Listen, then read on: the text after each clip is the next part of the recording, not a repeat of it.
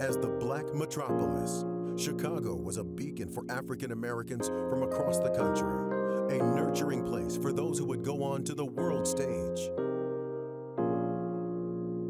An Evening with the History Makers, Chicago Stories explores this rich history that is Chicago's legacy. Hosted by actor Harry Lennox and actress-director Regina Taylor. Hello, Mr. Harry Lennox. Regina Taylor, you are a sight for sore eyes.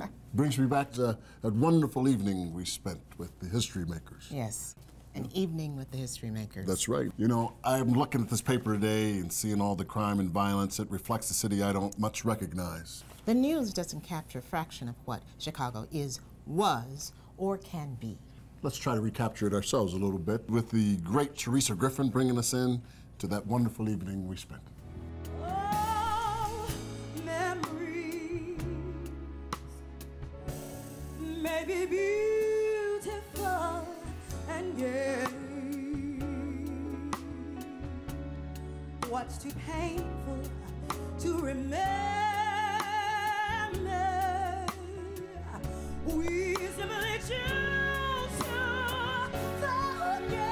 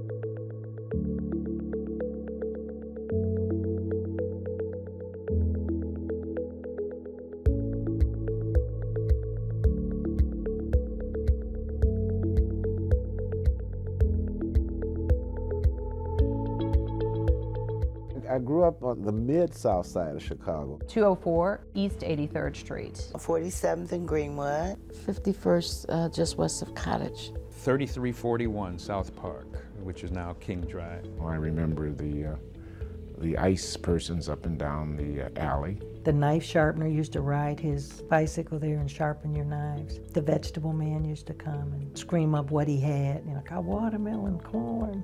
Red as a berry, sweet as a cherry. Wah, wah, wah, wah, watermelon. Boy, you hear that? Daddy, can we get a watermelon? You can smell Polish sausage and the onions being cooked in the air. Come back to our neighborhood, man, you're gonna smell some fried chicken, some catfish. It was all good, and we all shared. People go in and out of people's apartment to borrow salt, and it wouldn't necessarily be home. You know, it was just like a big family. In my neighborhood, if you strayed even too far in terms of certain norms, the cliche is right. People down the street would come and tell your mother. That's sort of the kind of community where everybody on the block knew when I was supposed to be home. My great-grandmother said, she is not where I expect her to be.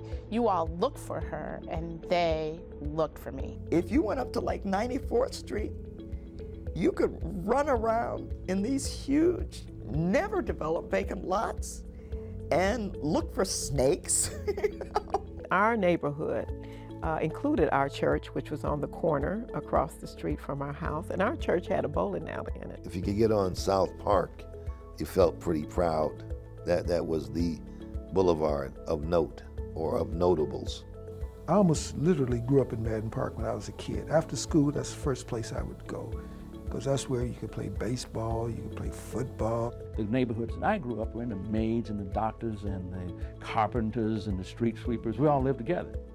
And I would say fairly successfully.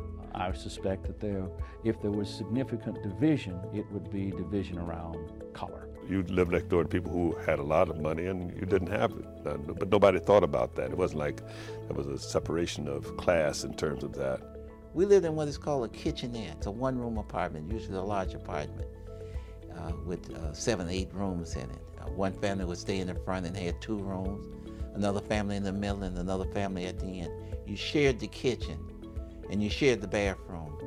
We were on public aid when we came to Chicago, and we ate beans 7 days a week. We had beans and rice, navy beans, kidney beans, butter beans.